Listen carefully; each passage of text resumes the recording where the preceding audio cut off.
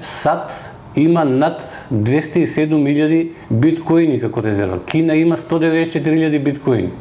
Велика Британија има 61.000 биткоини. Ел Салвадор има 5.980 биткоини. Значи земји и чуваат одредени резерви во биткоини. Тоа го посочува Орце Симов, професор по информатика и потпредседател на Сојузот на стопанските комори на Македонија.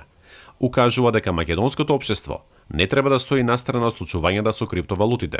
Во Македонија малку сме конзервативни и ригидни кога се работи за нови технологии. Треба да бидеме многу поотворени кон тоа, многу полесно да ги прифаќаме новите технологии, да ги прифаќаме кога тие технологии се во нагорна линија, во раст, а не кога ќе влезат во сатурација или кога ќе влезат во опаѓање поради тоа што се сменети со нови технологии. Симов, кој е председател на Комората за информатичко-комуникацијски технологии, посочува дека е потребно да се озакони постоењето и на така наречените менувачници за тргување со криптовалутите.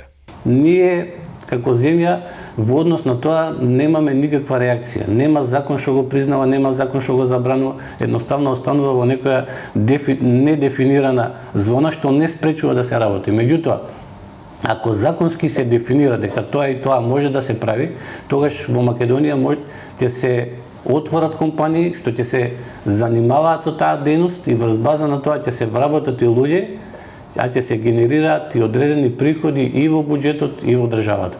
Цената на биткоинот не ја поврзува со актуелните глобални политички случувања, ниту пак со влијание од држави и банки.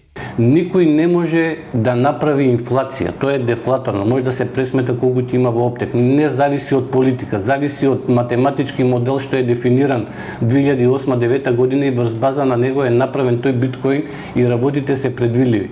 И не зависи од влада, не зависи од политика, не зависи од било какви одлуки на кои што може да влијае човекот. Како што објаснува, бројот на биткоините на глобално ниво е ограничен, а побарувачката е се поголема. Понудата ќе опаѓа и во моментот имаме во оптек нешто помалку од 19,8 милиони биткоини до сега се издадени. Останува значи за издавање само до 2140 уште 1,2 милиони биткоини. Сега треба да земеме во предвид дека некаде според проценки околу 4 до 5 милиони биткоини се изгубени. Значи, ако го земеме тоа во предвид, ќе имаме вкупно на 5-16 милиони биткоини само во оптек. Број луѓе на планетата живеат многу повише, не може секој да поседува. Проекциите за цената пак се пресметуваат во големи бројки. Има некои предвидувања што викаат дека доколку не се случат некои непредвидени работи, дека цената на биткоинот до 2030 година ќе порасне и до $1.000.000. Сепак, нашиот соговорник предупредува: не избрзувајте.